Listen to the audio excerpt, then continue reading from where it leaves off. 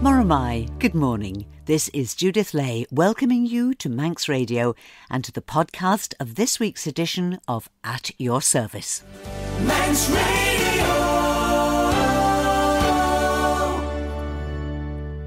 4 years as a teacher, 25 years as an army chaplain, and 6 years as the Bishop of Sodor and Man. My special guest this morning is the Rt Reverend Peter Eagles, and our hymns are two that featured in Bishop Peter's final service yesterday afternoon. Let's begin with a Samuel Wesley hymn, O Thou who camest from above, the pure celestial fire to impart, kindle the flame of sacred love on the mean altar of my heart.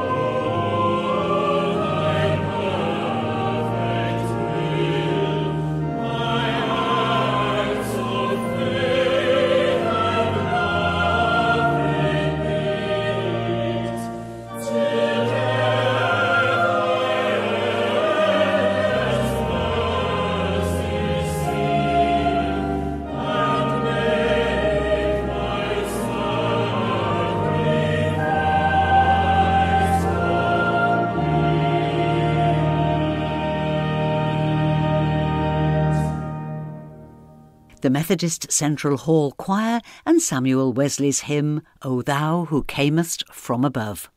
Yesterday afternoon, during a special service in the Royal Chapel of St John in the shadow of Tynwald Hill, the Rt Reverend Peter Eagles ended his ministry as Bishop of Sodor and Man by laying down his pastoral staff, the symbolic shepherd's crook, which each bishop carries as a sign that they're chosen not just to lead, but to care for all in their diocese, as a shepherd cares for his sheep.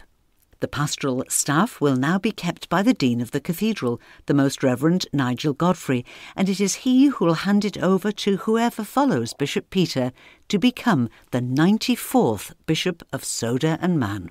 But back to today and Bishop Peter.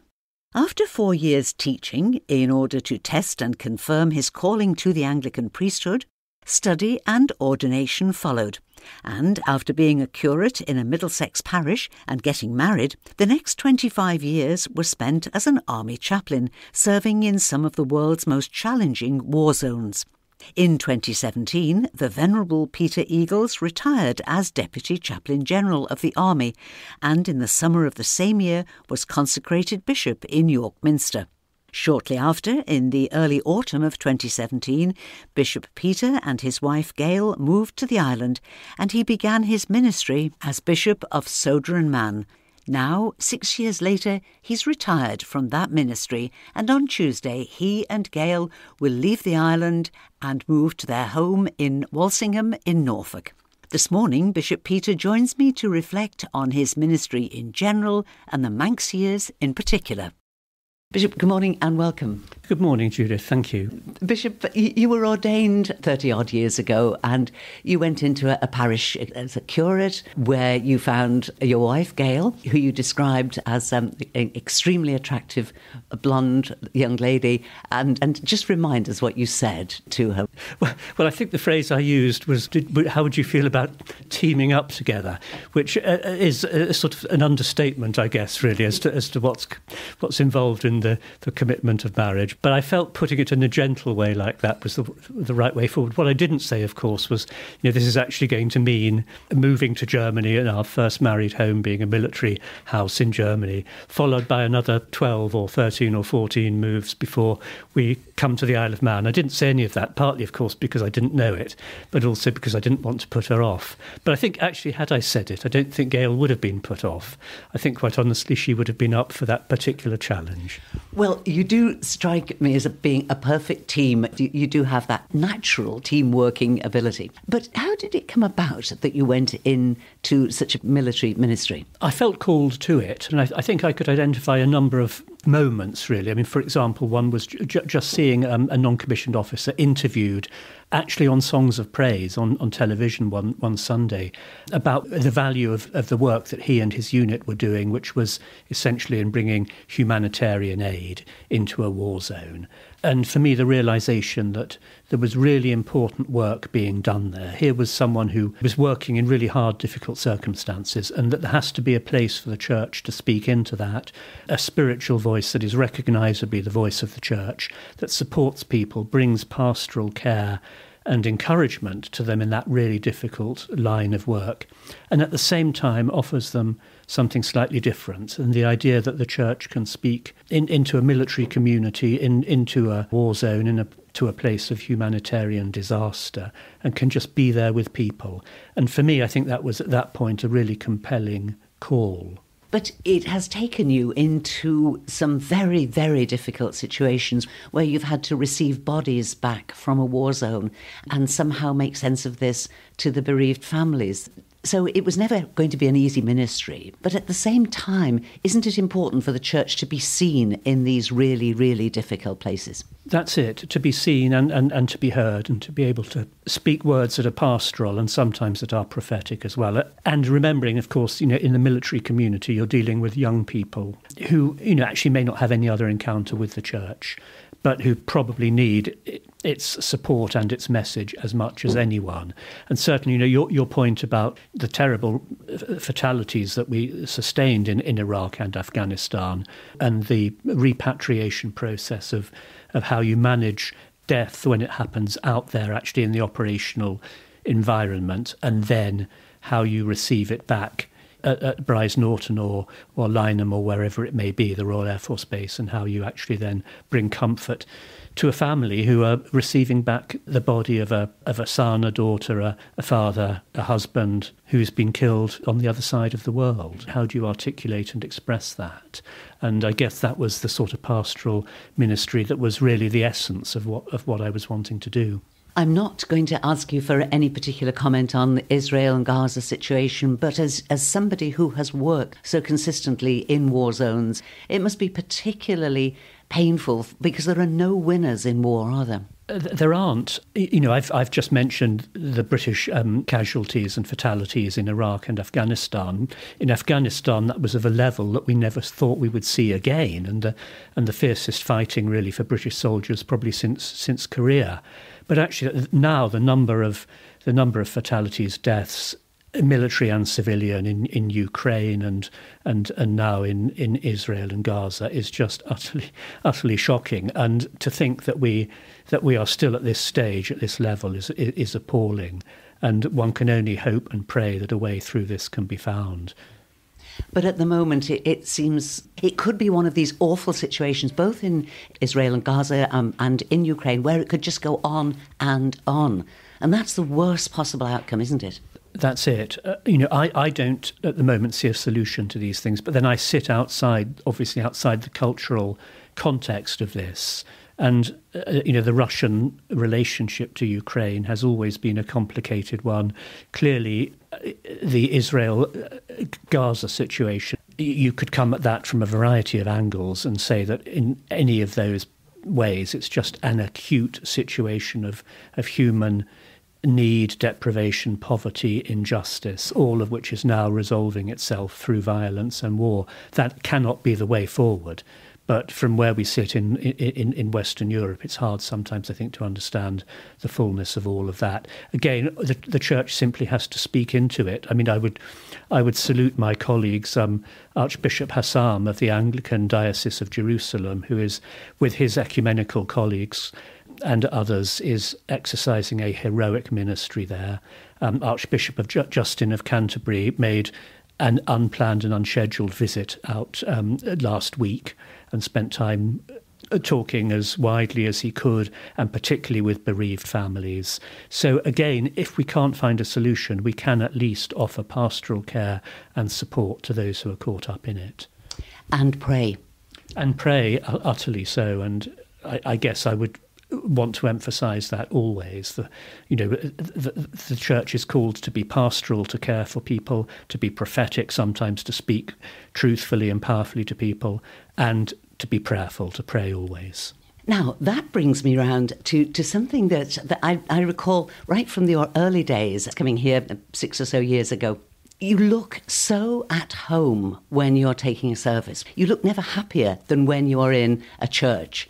And I did mention this to you, and you said that you love to celebrate the liturgy, that this is incredibly important to you. Over the years, I've got the impression that being prayerful is more important to you than being a bishop.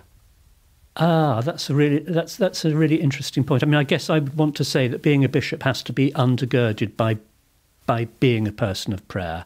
Episcopal ministry, priestly ministry needs to arise out of prayer.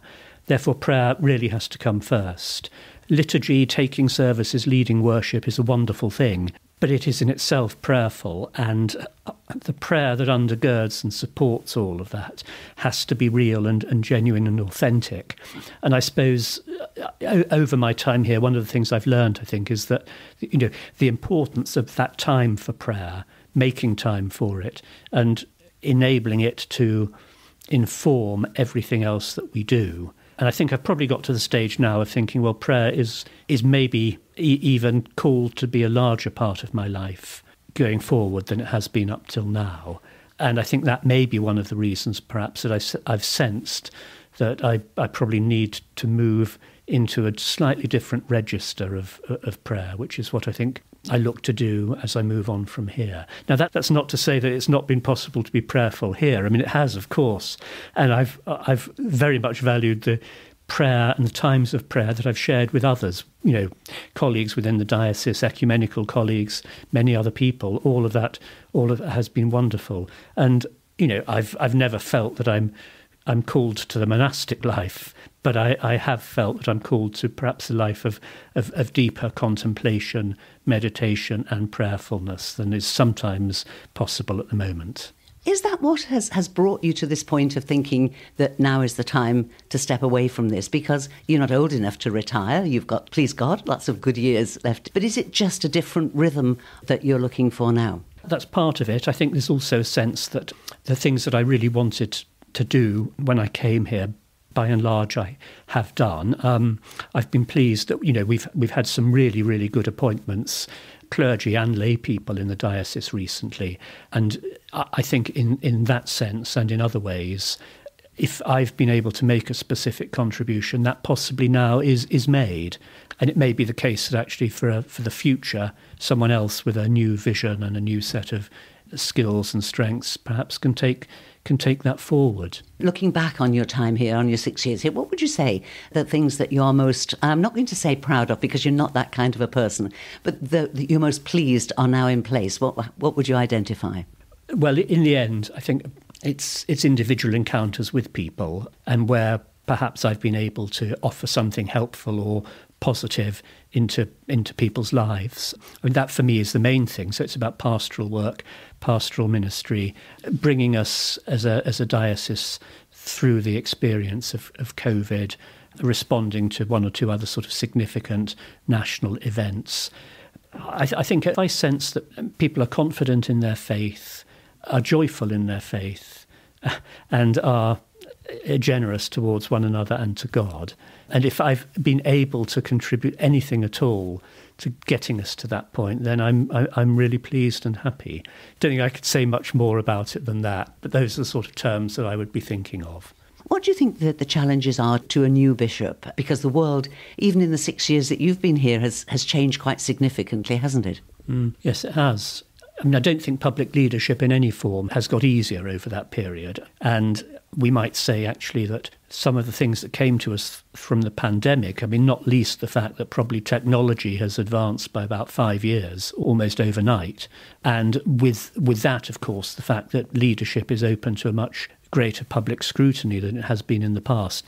And Christian leadership, where you're offering really quite a counter-cultural narrative, one that doesn't sit easily with some of the things that, in liberal democracies in the West we've come to take for granted.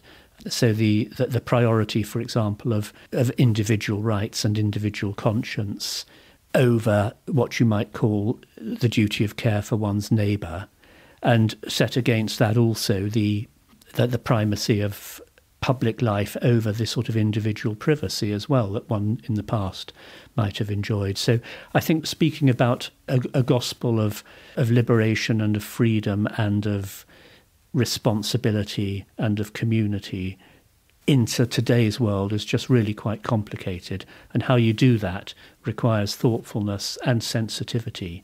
So I suppose that would really be one of the challenges. I mean, the other would be around financial sustainability and growth and mission, all of those things, which wherever we look in the Western world at the moment are really quite difficult. But they can happen, and we know they can happen.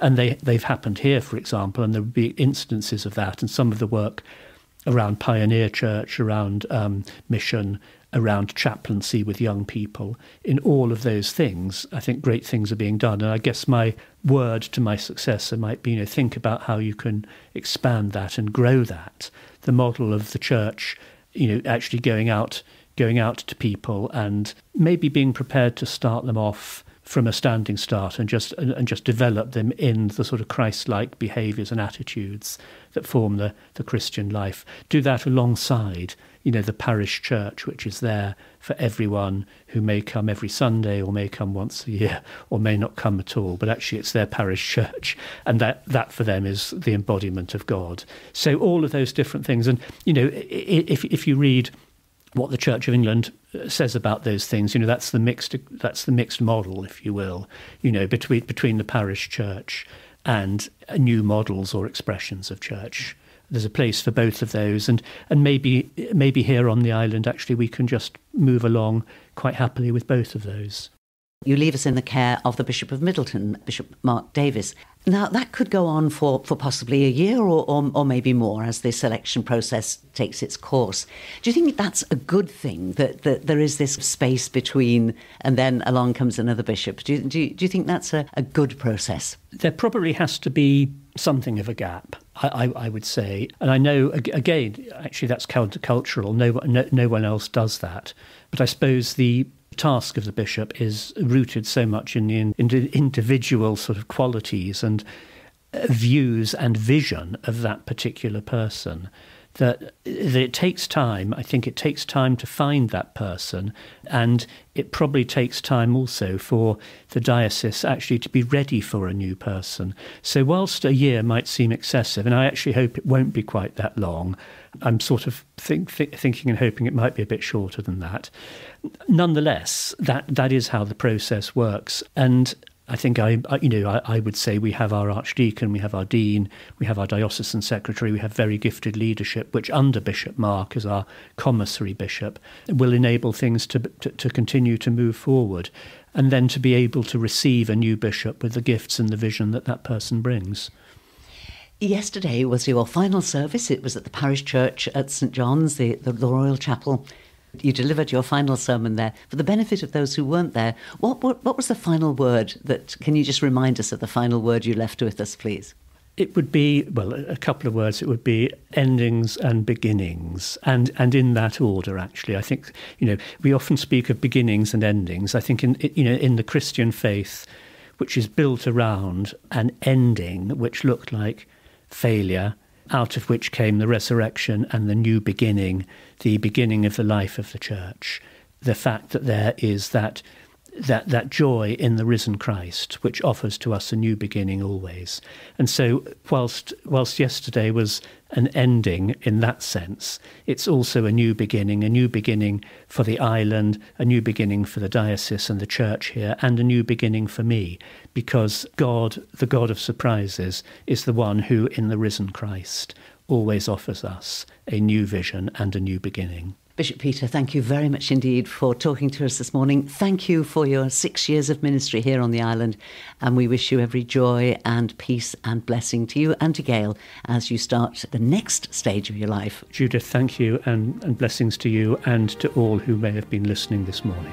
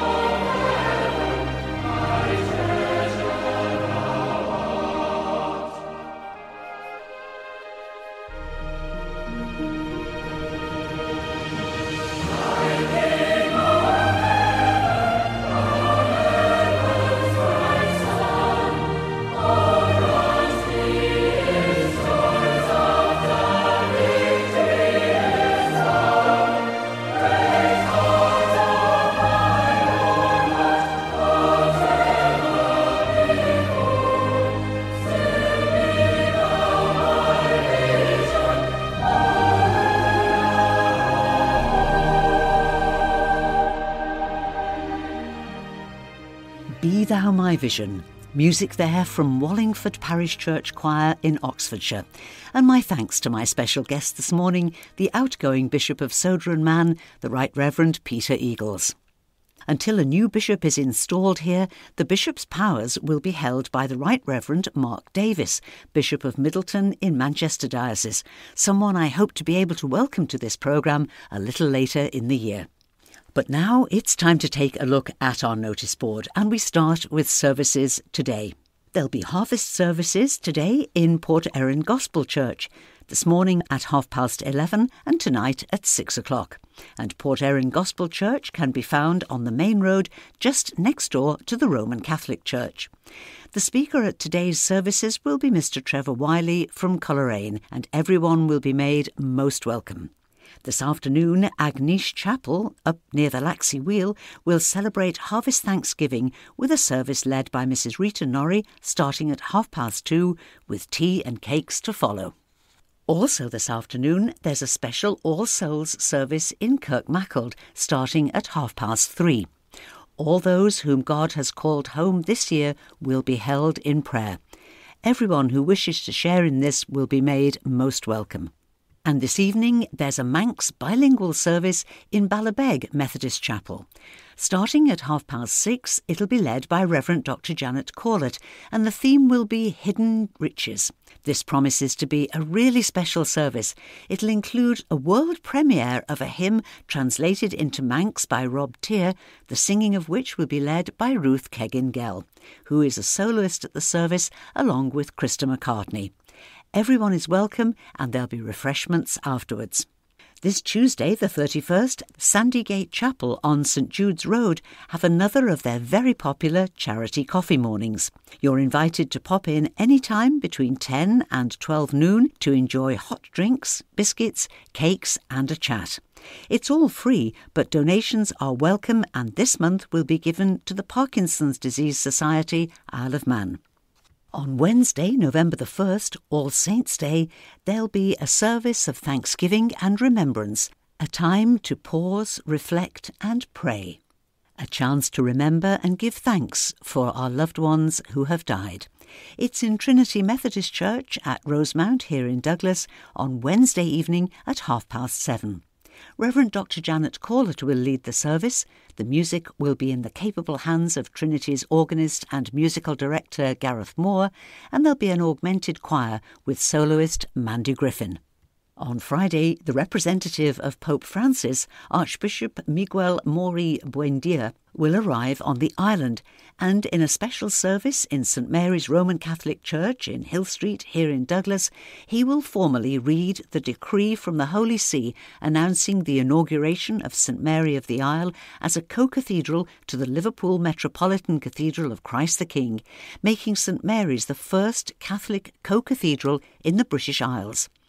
Co-cathedrals are rare in the Catholic Church, but can exist when, as is the case on the island, a single diocese spans two distinct civil jurisdictions. The Roman Catholic Church on the island is part of the Archdiocese of Liverpool. All the seats in the church for Friday's service have been allocated now, but wherever you are, you can share in the service by watching the live stream of this piece of Manx history. Go to manxcatholic.org and simply click on the live stream button. The service starts on Friday at 12 noon, so the stream won't actually go live until a few minutes before noon on Friday. St Jude's have their annual Soup Day next Saturday, November the 4th. It'll be in the Community Hall in Clennock Road in Selby. Pop in any time between noon and 4 p.m. Enjoy some delicious homemade soups and bread, with cakes to eat in and to take home too. And as it's the first Saturday of the month, the very popular craft market will be open in the Chapel and Community Centre in Glen May from 11 a.m. to 4 p.m. next Saturday. Produce and handicrafts by local artists, and there'll be homemade light lunches with bacon baps, tea, coffee and cake available. Entry is free. Just head for Glen May and look for the bunting and the banners. Also next Saturday, the Isle of Man Interfaith Group will be hosting a meeting entitled Which Way to Peace? This meeting, which is open to anybody, will be at the Christian Science Church on the corner of Woodbourne Road and Hillary Road here in Douglas. It's next Saturday, November the 4th at 2 o'clock. This is an open forum to exchange views and thoughts on how to achieve peace. Looking ahead now to next Sunday, November the 5th, and Selby Methodist Church invite you to their Sankey service. It's next Sunday morning at 10:30. And that's all that we have time for now. But I'll be back later in our virtual lounge tonight at 9 with a mix of easy listening music, your requests and your dedications, and I'd love you to join me if you can. So, till whenever we meet again, this is Judith saying thank you for listening, and I wish you and those you love a blessed and peaceful week, and a very good morning.